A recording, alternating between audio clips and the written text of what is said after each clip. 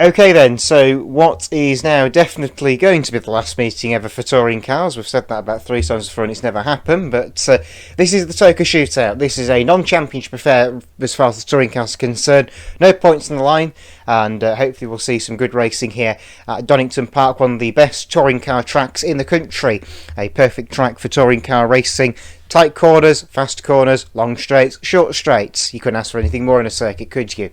So, the cars are in the grid. We've got 7 of them out there, so somehow even less than Croft last week, but never mind. So, we've got pole position Charlie Occoloni in the Nissan. Alongside him is going to be John Smith in the Renault. Then we've got row 2.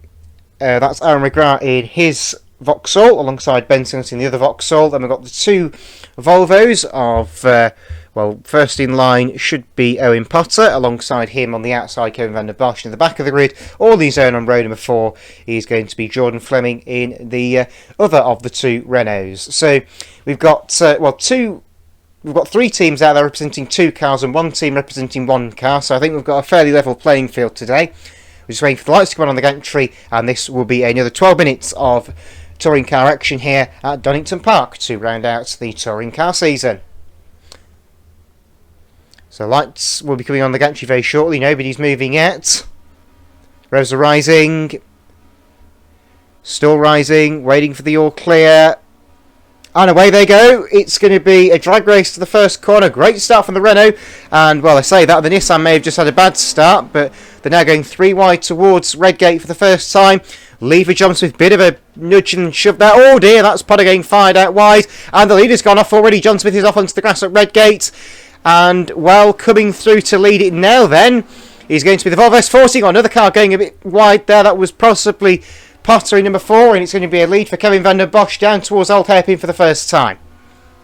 A little bit nudgy in the first one, but Fleming's looking to go around the outside as we go under the bridge for the first time, going through the little curve before we head up to McLean's.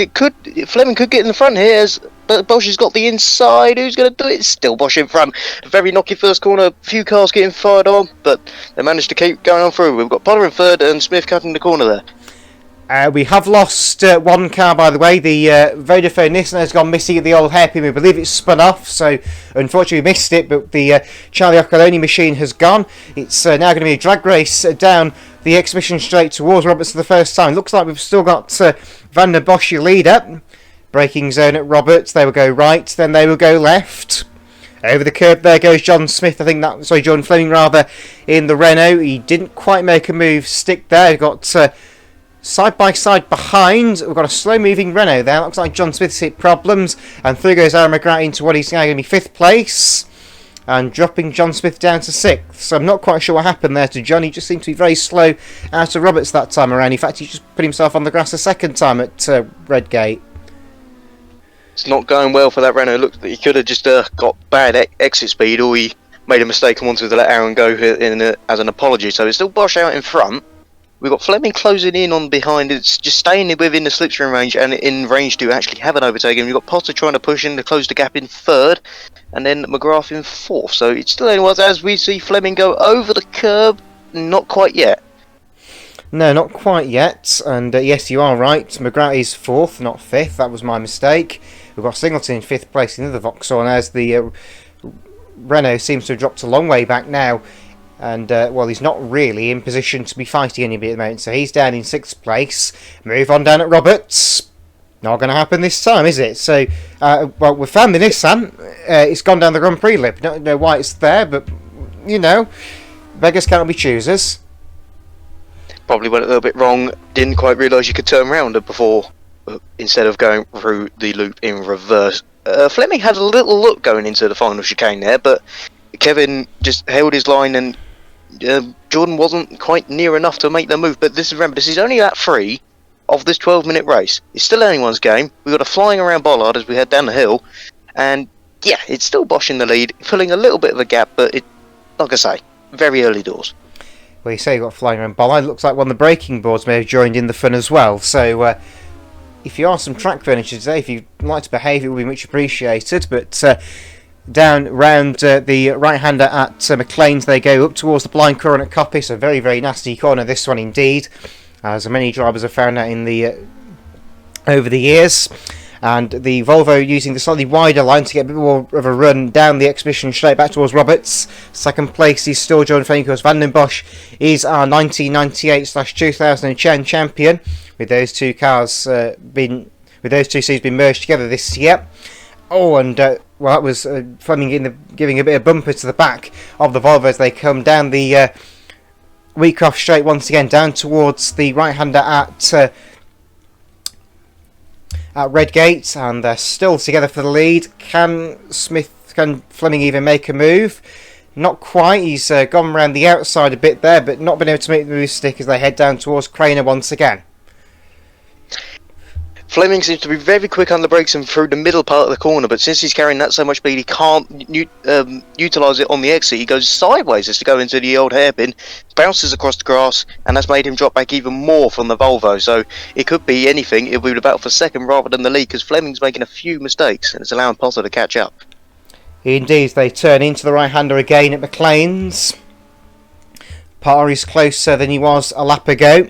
Fleming has lost touch of the leading Volvo at the moment, so he's not quite there at the moment. We'll see if Potter can capitalise here as they come down the exhibition straight.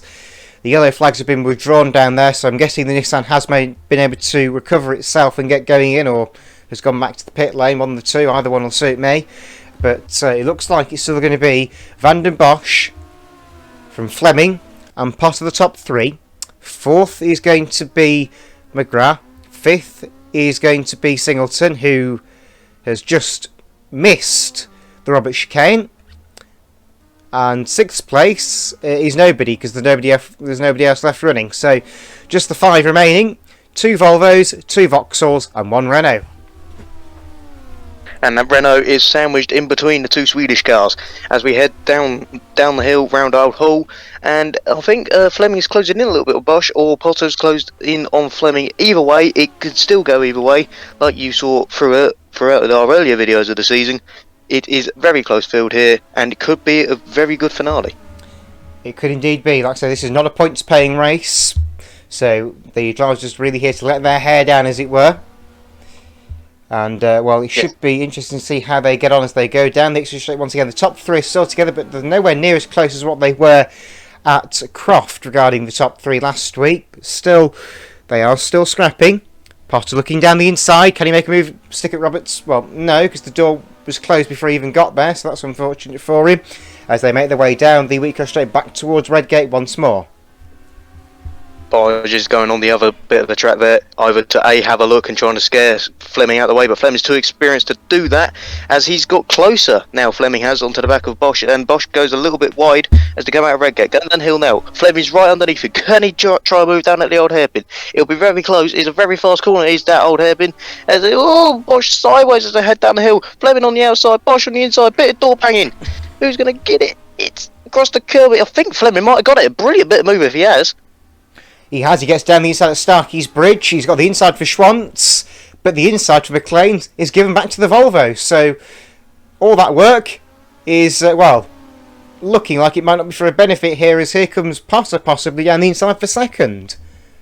He could lose 2 places in one here. A little bit of nudging as sideways goes the Renault, and that allows Potter to get through. So, what he says is that they go side by side down the straight now. That Renault's got a little higher top speed, it seems. Is Potter going to be brave on the brakes? Is going to be close as they head down into the braking zone. It's still Fleming in front, so Fleming holds second, albeit he showed promise of taking the lead early on. Indeed so. So that was an interesting lap as far as we're concerned again, as it looks like Potter's going to try another move, this time at Redgate. This time he's got him. Oh! Bit of door banging, Fleming goes wide. Bit naughty there from the Volvo. Was a very late move. I'd be surprised if you don't get penalty or a warning for something like that. But you never know, this happens as we come down the hill now. So now it's the 2 Volvos in the front in the form of Bosch and Potter, and then Fleming a little bit far behind after being slammed out the way at Redgate. Yep, and we can add another dead door mirror to the tally that we've been keeping so far this afternoon. So it looks like Potter is now up to second place with a slightly weight reduction, with a slightly lightweight variant of the Volvo, because the door mirror is not there, which probably in itself weighs about 1 million tonnes. So down towards, well, up towards Copy, should say, because it's not really going down a hill, is it? And, well, It looks like Potter is closing in on his teammate here, looking and looking and looking, trying to find a way to the lead. Fleming has dropped off the back of this little group now as well. He's not really there anymore at the moment. And there is a very, very lonely Vauxhall running in 4th place of Aaron McGrath. The other Vauxhall is not there, so we are down to just 4 cars running. But only 3 of them seem to be showing promise of this race win. Potter's closer to Bosch now. Can he do the same move he did on Fleming a lap before? Be surprising if he can. Looks like he's going to go for the move anyway. No, only a look. And doing that look has just cost him time. And now that's brought Fleming back into the place. So now all 3 of them are back in a chance of winning this as they slipstream, as they head down toward Craner Curves. For whatever lap we're on now. They go through the curve. Potter's going to go for it a little bit. Door banging slides wide. Can he get it stopped in time? Bloody hell, he has. Nice move there from the Volvo. Absolutely, that was far better than that was far better than Sweden's idea of furniture as they make their way into the left-hander at Schront's curve into McLean's, and Potter is able to hold the lead. Fleming is there in 3rd place and closed right back up to the Volvo. The Volvo, in fact, runs a bit wide, so Van den Bosch could have left himself open there as they come back to Coppice. Very, very brave move from Potter, and doing that has brought Fleming back into play here as he looks like he's going to go side by side with Bosch down the straight, trying to get the slipstream and do a move into the chicane. You never know. Potter breaking the toe, moving it over, bringing it back over so he can actually get grip under the brakes. Is Kevin going to launch a move? He'll be close, he'll be tight if he can. Not yet. Potter holds the lead as we head on to the next lap. Oh yes, this is a very, very good battle at the front. And Potter is now pulling away on the straight. He's actually gained a bit of time on Kevin on the straight, it has to be said. And now Kevin throws the blocking job at the Renault. And, well, that blocking job may have just helped him get down the inside of Potter. They bang door mirrors once again. They're still side by side to get down Craner Curve once again. I don't think I've seen anyone go side by side down Craner Curves as much as these two have today. And they somehow survive it once again. He swung back over, but he's gone too deep on the brakes. He's gone off. He's almost spun it. So that's put Bosch back in the lead and Fleming back in the second. This is anyone's guess. Yeah, and the Renault is almost pushing the Volvo up the hill towards the right-hander at McLean's. Can he do it on the inside? The answer to that question is definitely a no. The gap was certainly not there whatsoever, so if he went for it, it would have been a bit of an argy-bargy move. And now... We've seen a lot of argy-bargy moves this year, but it doesn't look like they're going to... It's been a relatively clean race and far the touring cars are concerned as we head down the back straight now. Yes. And it's... Going into Roberts they go. It's going to be Van den Bosch still the leader. Keeps to the inside and the Renault over the curb there. Properly over the curve. He's trying to find every bit of advantage he can get. The oldest tricks in the book and to cut the corners as much as he can as we go 2 by 2 down towards Redgate. Is Fleming going to be able to do it the outside? Bosch holds his line. He defends very well. Round the outside, can he do it? No. Bosch is just leading and running out of road. Yep, not going to happen, mate. So that's what's happened there then. This time it is now Fleming who's trying to chase down Van den Bosch as they go down through Craners. Oh, they've hit each of them both off into the global trap and away they go. The leaders are gone. It's the last lap as well. And that is race over for both those cars. Lead has now been given to Owen Potter, car number 4. What a dramatic turn of events that was. He tried to move for any outside and it looked like he got his brakes a little bit wrong and just slammed into the back of Kevin and put them both out of the race. Misjudgment, whatever you want to call it, that was just poor bit of execution of going for an overtake. We didn't look like he was doing one for the Renault, so that has just gifted the win in the hands of Owen Potter. To end, the touring cars is probably the most fitting way possible. A massive accident because, well, they started off with a massive accident at Croft when Nigel Foster missed the braking point at Tower Corner at Croft. But here we come then. The final ever winner in touring cars of VCRL. It's not even a championship race, but it's Owen Potter, car number 4, wins yet another race number 3.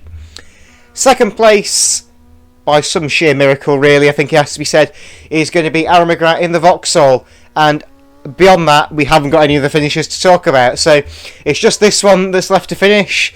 Not one of the drivers doing all the meetings this year, but still, unless he's been there and thereabouts all season. And has certainly been the best of the Vauxhall charge regarding results.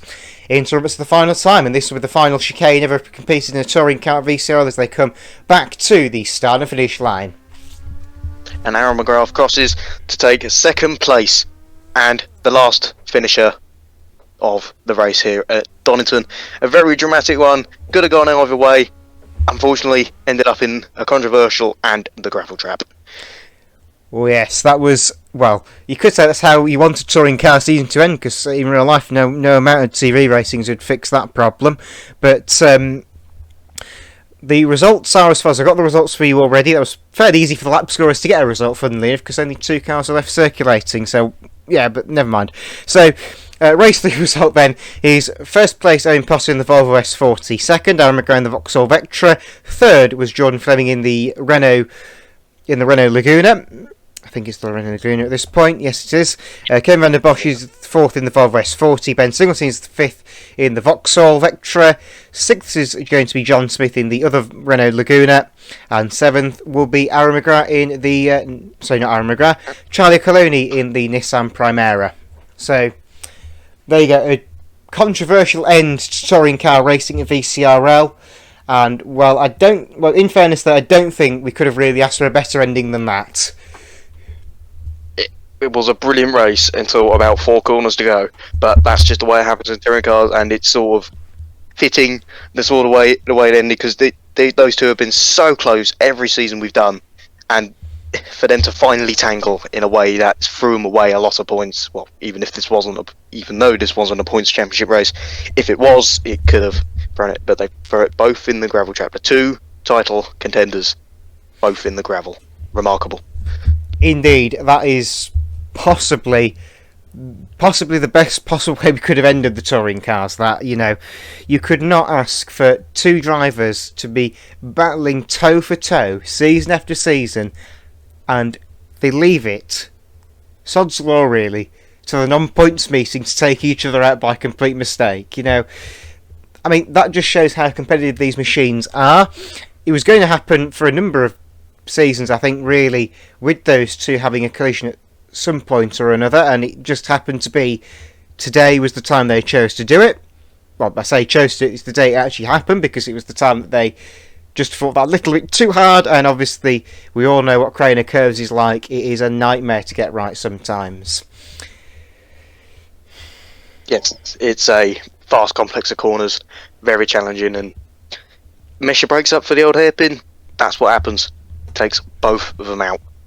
Brilliant if you're in third, but it is very good if you're in third place, or indeed in fourth place.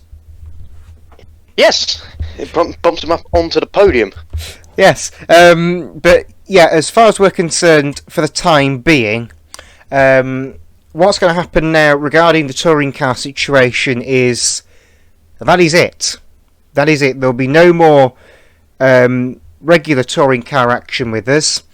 I think this has been pretty much confirmed at this point, hasn't it, Owen, that in a few weeks' time we will be running a race meeting for 1986 touring cars at the Silverstone International Circuit. So in that grid you have got the oldest cars, you've got the likes of the Rover SD1s, Mercedes 190Es, Ford Escorts, even a Volvo 242 Turbo as well, if you're that brave.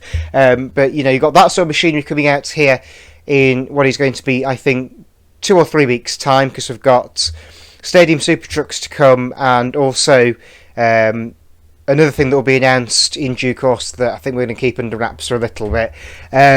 So that's what's going to happen there. Next Thursday's race action regarding racing, we're going to go over to the Civic Cup cars, which are, if I'm led to believe, 800cc engined cars, so they're fairly powerful machines for what they are. They've now got a 5-round series confirmed, replacing the classic mini series, because as was explained in the Croft video, they have made the decision that half of them don't want to work, as it turns out, for whatever reason. Yeah, the mod is a little bit broken on the server, so it makes it unable to be used, sadly. So therefore we have the replacement in the form of the Honda Civics, which kick off their championship November the 11th. November the 11th. Yeah, and Brands Hatch Indy. Yep, and that will be a 15-round series featuring 5 meetings with 3 races apiece. The tracks in question will be Brands Hatch Indy, Mallory Park, Knockhill, Castle Combe 1997, and courtesy of myself, on behalf of Aaron McGrath, we will be having the season finale at Mondello Park in Ireland. So hope you look forward to racing the Civics as much as we will, both racing them and hopefully getting a few videos produced of the Civics, because we do live a one-make series, and the Civic Cup has proved multiple times in real life. How much footage of it you've ever watched, I'm not entirely sure, but I've watched a bit of footage of it, and the racing is simply superb from the Civic Cup, regardless of what generation Civic they bother racing, because all of them are so tightly matched. That's a good sign, and hopefully a worthy replacement for how brilliant the touring cars have been over the past almost a year now. And I'll say it now on the air to announce, yes, we now know the first special event is the Stadium Super Trucks heading on the 9th of November, and 2 weeks after that will be the 1986 touring cars at Silverstone International. Now the second one, the one in the middle of that, is quite a funny one. Is an idea I came up with randomly. We're as doing, always. Yes, as always, the touring cars were one of them. As always, it is going to be... Now, if you watched the hit TV show Top Gear, you may know there's a segment in there called A Star in a Reasonably Priced Car. Yeah, we're doing that. In a Suzuki Leon around a Top Gear test track. Fastest time on top of the board. I've been working on the mod to get it all up to scratch. It's all uploaded. I just need to release it all onto the server for when we go racing in a week's time. Well, I say racing, time trialling in a week's time. Yes, and there will be bonus points given to anybody who says to put in the best Terry Wogan impression. Nobody cares what he thinks, well,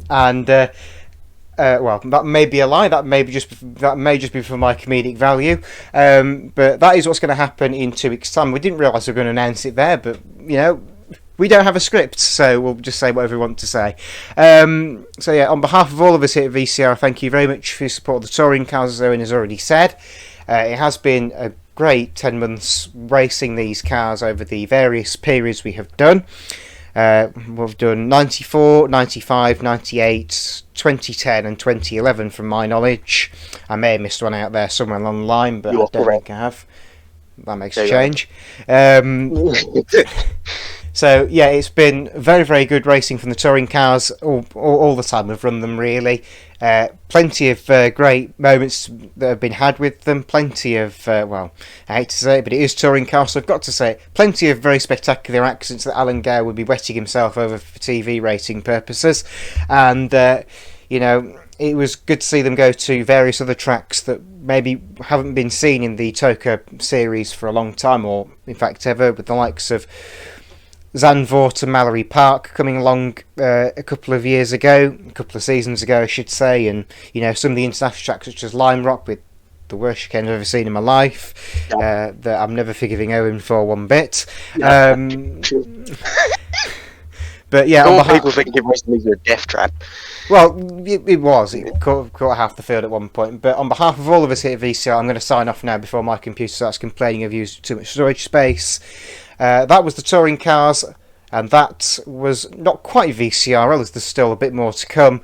But on behalf of us here at VCRL, on behalf of myself and Owen Potter, thank you very much for your support, and we'll see you again in the very near future. Goodbye. Goodbye.